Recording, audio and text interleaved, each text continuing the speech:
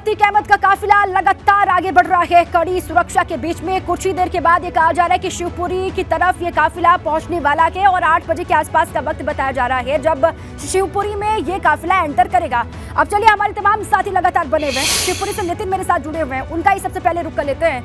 नितिन, कितना वक्त बताया जा रहा है यहाँ पहुंचने में? क्योंकि सुबह का वक्त है, ये बार बार हम बता रहे हैं कि सुबह का वक्त है तो ट्रैफिक भी होगा और जो गति हम देख रहे थे रात भर में, जो गति रही, जो स्पीड थी, उसमें थोड़ा सा असर भी पड़ेगा और देरी हो भी सकती है यहाँ पहुंचने में काफिले को।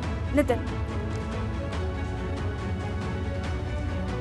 देखिए बिल्कुल, देखिए गति अब बढ़ेगी। देखिए रात में चैलेंजेस रहते हैं और एक पूरा जब काफिला होता है और मीडिया की करीब 40 से 50 गाड़ियां चल रही हैं, 8-10 गाड़ियां पुलिस कर्मियों की चल रही हैं, 50 गाड़ियां, तो आप डिस्टेंस मेंटेन करके रखें। तो एक सर्टेन स्पीड से चल रही थी, अब नेचुरल लाइट मिल चुकी है। दूसरा, ये जो पूरा नेशनल हाईवे से ये काफिला गुजर रहा है, तो जो मार्केट में जो ट्रैफिक होता है हाईवेज पर प्रॉपर इस समय ट्रैफिक नहीं है। सुबह सुबह का वक्त है, मैं तस्वीरें दिखाना चाहता हूँ कि किस तरह से अब ये स्पीड बढ़ेगी और जो 50 से 60 किलोमीटर प्रति घंटे की जो औसत रफ्तार को जो कैलकुलेट कर सकते हैं, और वो 70, 80 और 90 किलोमीटर प्रति घंटे तक भी जा सकती है। क्योंकि अब चूँकि नेचुरल लाइट में काफिला तेज़ी से आगे बढ़ेगा और स्थानीय लेवल पर जिस ज़िले से गुजर रहा है, चाहे वो राजस्थान के 7 जिले रहे हो या MP का जो शिवपुरी हो, लोकल स्तर पर उसको एस्कॉर्ट किया जाएगा, उसको आगे पूरी तरह से रास्ता दिखाया जाएगा।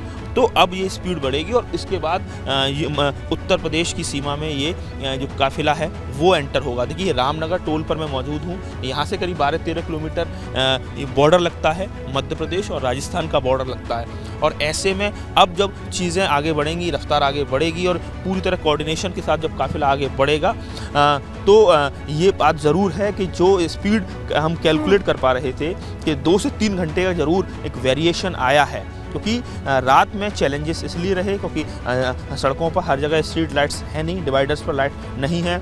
दूसरा, गाड़ियों में लगातार एक सर्टेन गैप बना हुआ था, कोई 10 फीट, 20 फीट, 30 फीट का गैप बना हुआ था। तो ऐसे में आपस में टकराने की गुंजाइश बहुत ज़्यादा बनी हुई थी। लेकिन अब नेचुरल लाइट है तो एक पूरा जो काफिला है उसको लोकल लेवल पर हर जगह एस्कॉर्ट किया जा रहा है। स्पीड बढ़ेगी क्योंकि नेशनल हाईवे हैं, चौड़े चौड़े राजमार्ग हैं, अच्छा इंफ्रा पूरी तरह से डेवलप नज़र आ रहा है। तो अब तेज़ी से आगे बढ़ेगा। झांसी तक रास्ता, शिवपुरी से झांसी करीब 100 किलोमीटर है और तेज़ है, सड़क काफ़ी शानदार बनी हुई है। उसके बाद जालौन होते हुए एक्सप्रेस वे मिल जाएगा। तो अब अमूमन 100 किलोमीटर प्रति घंटे की रफ्तार वैसे भी मिनिमम स्पीड होती है 4 व्हीलर के लिए।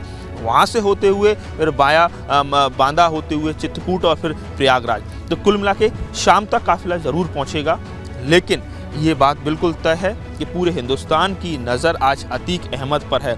अतीक अहमद वो नाम जो डर का, खौफ का, आतंक का जो पर्याय बना हुआ था, और जब 5:45 बजे साबरमती जेल से जब वो निकल रहा था तो उसके चेहरे की भाव भंगिमाओं को आप पढ़ सकते हैं, किस तरह से वो डरा हुआ था। और ये डर बिल्कुल जायज़ डर है।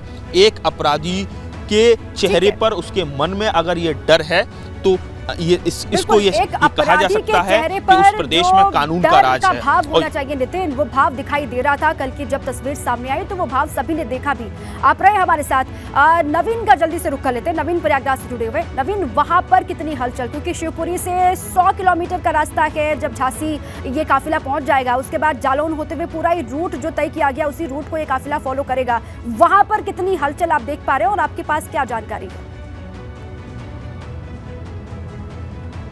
जी बिल्कुल, क्योंकि प्रयागराज की बात की जाए तो प्रयागराज में भी हलचल बढ़ चुकी है। ट्रैफिक व्यवस्था खास रूप से चलेंगी है क्योंकि सुबह का समय रहेगा और शाम होते होते प्रयागराज अतीक का काफिला पहुंचेगा, तो ट्रैफिक व्यवस्था एक बड़ी चैलेंज रहेगी। लेकिन प्रशासन काफ़ी चुस्त नज़र आ रहा है और जिस रूट से प्रयागराज आना है अतीक को, उस रूट को पूरी तरह से पुलिस ने कंट्रोल में लिया हुआ है। ट्रैफिक व्यवस्था कंट्रोल में रखी गई है ताकि किसी तरह से काफिले पर कोई बाधा न पहुंच पाए। इसके साथ साथ अगर बात की जाए प्रशासनिक तैयारी की, तो प्रशासनिक तैयारी भी काफ़ी चुस्त दुरुस्त देखने को मिल रही है क्योंकि अतीक अहमद को लाया जा रहा है। अतीक अहमद में की सुरक्षा में कोई चूक न हो, उसको देखते हुए खास ध्यान पुलिस द्वारा रखा गया है। इसके साथ साथ अगर बात की जाए नैनी जेल की, तो नैनी जेल में खास बंदोबस्त किए गए हैं। अतीक अहमद को लेकर हाई सिक्योरिटी बैरक में अतीक अहमद को रखा जाएगा। सीसीटीवी से लैस वो बैरक होगा। इसके साथ साथ जो बैरक की सुरक्षा में कर्मी लगे हैं वो भी पूर्वांचल से उनका संबंध नहीं है, ऐसे कर्मियों को लगाया गया है। तो अतीक अहमद को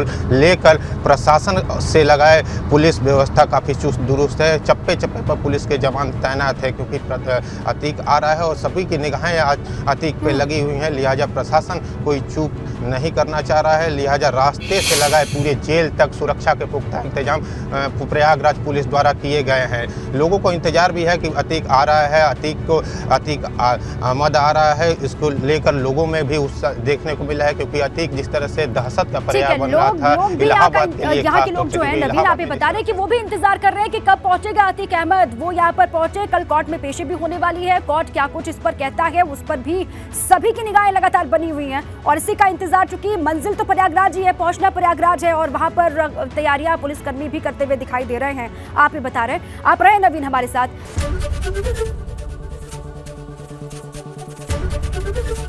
एबीपी गंगा, खबर आपकी, जुबान आपकी।